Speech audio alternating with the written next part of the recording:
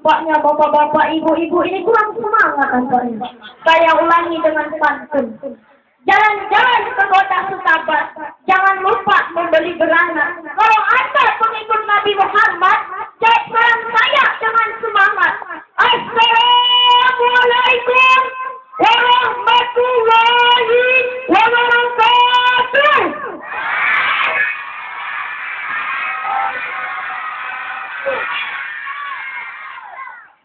A'udzu billahi minasy syaithanir rajim.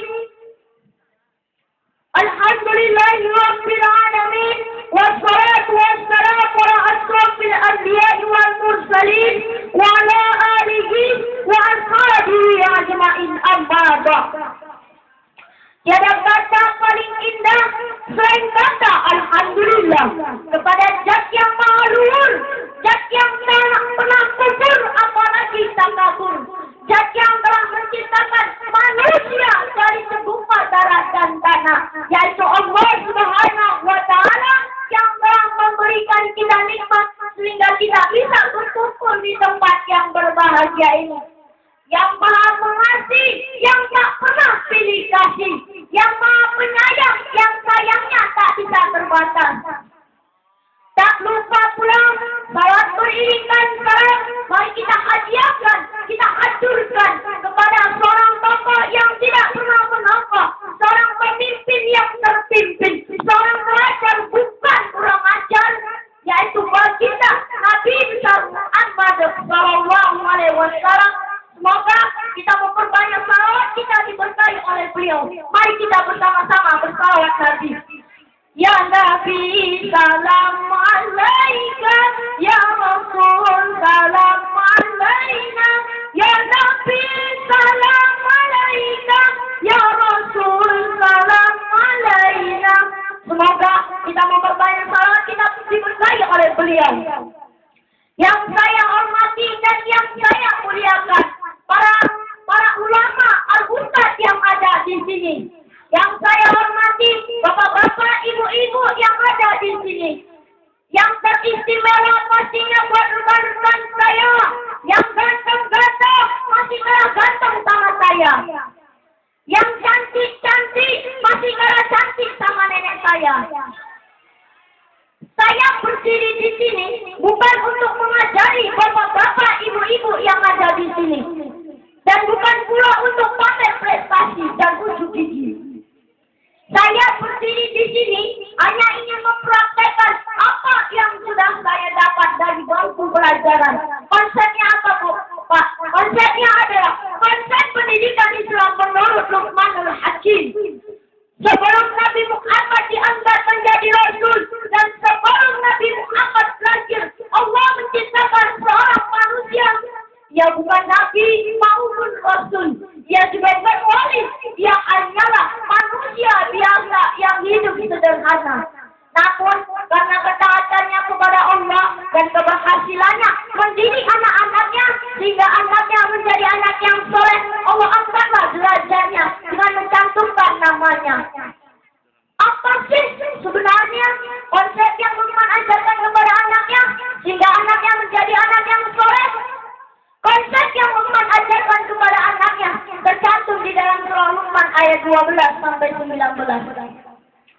وَلَقَدْ آتَيْنَا لُقْمَانَ الْحِكْمَةَ أَنِ اشْكُرِ اللَّهَ.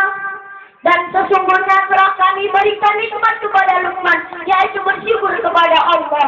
Konsep yang pertama yang diajarkan Luqman kepada anaknya adalah bersyukur kepada Allah. Oleh suruh hitung-hitung nikmat Allah, ibu sanggup, Bu? Jadi pantaslah kita bersyukur, Bu. Kalau dibayang-bayangin nikmat Allah sebesar, Bu, contoh lautan sebagai tintanya, ranting-ranting pohon sebagai kulitnya, dan dedaunan sebagai bukunya, maka tak sanggup kita akan menghitung-hitung nikmat Allah. Salah satu contoh orang yang bersyukur, ada anak sholat dia di tengah-tengah lapangan. Ketika ia sholat, burung pun terbang-terbang di atas kepalanya. Ketika ia siap sholat, burung tadi nyalalah di tangan. Cepet! Apa dia bilang, Bu? Alhamdulillah, untung yang jatuh masih tai burung. Coba pesawat yang jatuh, bisa mati aku. Itulah salah satu contoh orang yang bersyukur, karena ia tahu firman Allah di dalam surah Ibrahim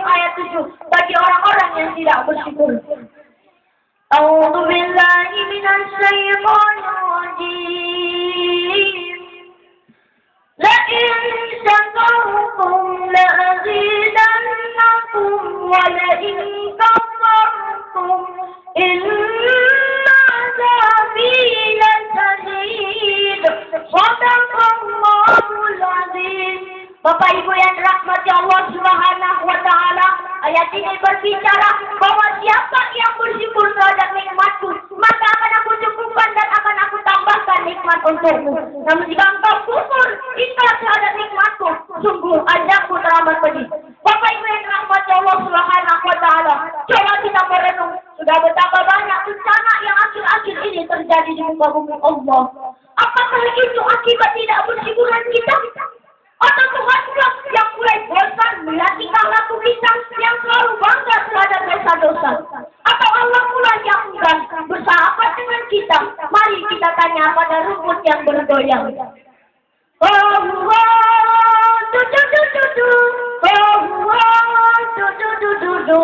Lihat tsunami Aceh, tanah longsor Banjarnegara, banjir bandang Bukit Lawang, kapal selam mati tenggelam di lautan, gunung Merapi meletus di sebelah rumah Mbah Marijan. Banyak sekali bencana yang akhir-akhir ini terjadi di muka bumi Allah. Dan dalam dekade 1 abad terakhir, bahwa bencana paling terbesar bukan di Indonesia, tapi di muka bumi Allah adalah tsunami Aceh. 300.000 nyawa melayang dengan seketika. Sungguh luar biasa, bapak-bapak, ibu-ibu. Inna lillahi wa inna ilaihi raji'un. Inna lillahi wa inna ilaihi raji'un. Itu masih tsunami yang datang, perempuan. Belum lagi laki-laki yang datang, Sunarman, bapak ibu.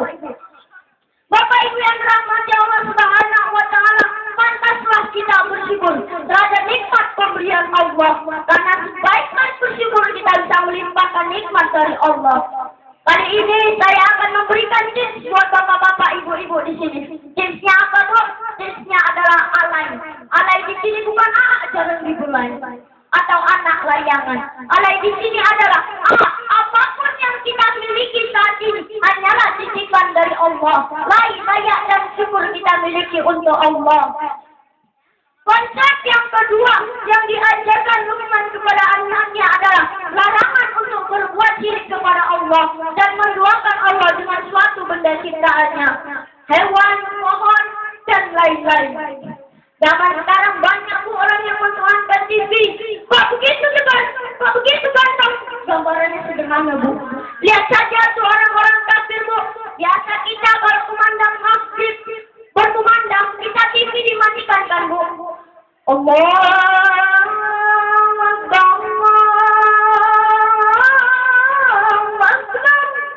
Biasa TV itu dimatikan kan, Bu?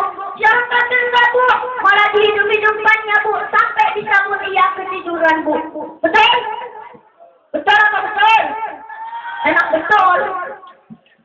Bapak Ibu yang dirahmati Allah Subhanahu wa Ta'ala. Selain itu, Bu, ada juga orang yang mentuhankan Allah, menduakan Allah dengan dukun. Dukun, Bu, tahu dukun, Bu? Tahu dukun, Bu? Oh ya, salah. Dukun itu, Bu, kalau ada masalah sedikit-sedikit, kita pergi ke dukun. Kalau ada masalah sedikit, aja pergi ke dukun. Padahal dukun itu apa, Bu? Dukun adalah bentuknya nggak tekun. Biasa orang pulang dari dukun itu dikasih jimat kan, Bu? Jimat itu apa, Bu? Jimat adalah ngajinya nggak tamat. Jadi, Bapak Ibu yang dirahmati Allah Subhanahu wa Ta'ala, janganlah kita menduakan Allah dengan suatu benda ciptaannya. Konsep yang ketiga yang diajarkan Luqman kepada anaknya adalah berbakti kepada kedua orang tuanya, ibu dan bapak. Ibu mengandung 9 bulan 10 hari bukan enak, itu betul? Betul apa betul? Betul apa betul? Dan betul.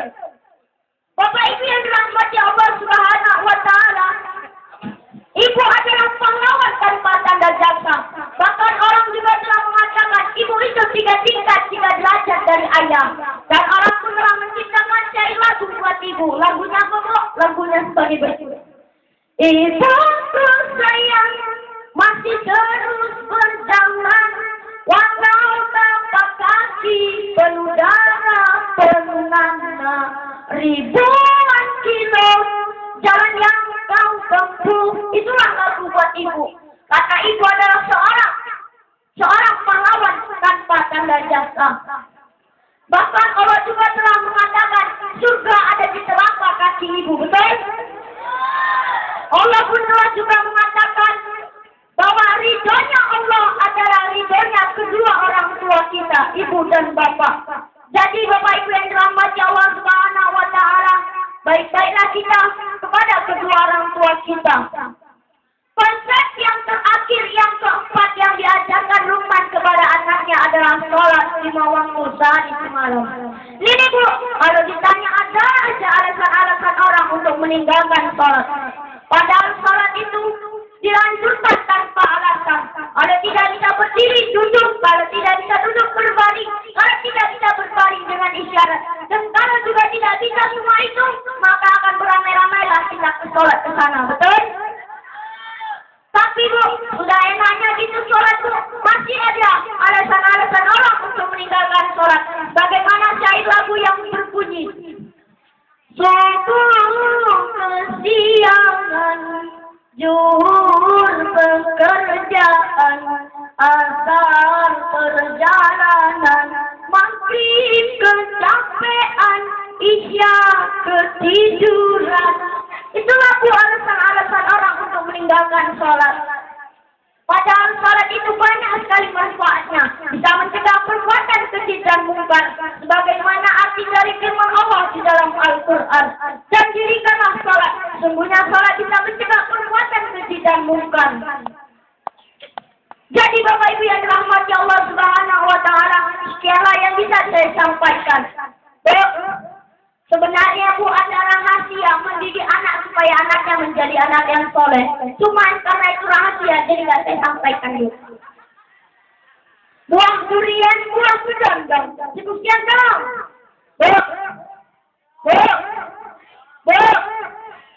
Kucil anak tidak bergaya, bikin status di dinding Edi. Ibu-ibu jangan lama-lama memandang saya, nanti lupa sama suami.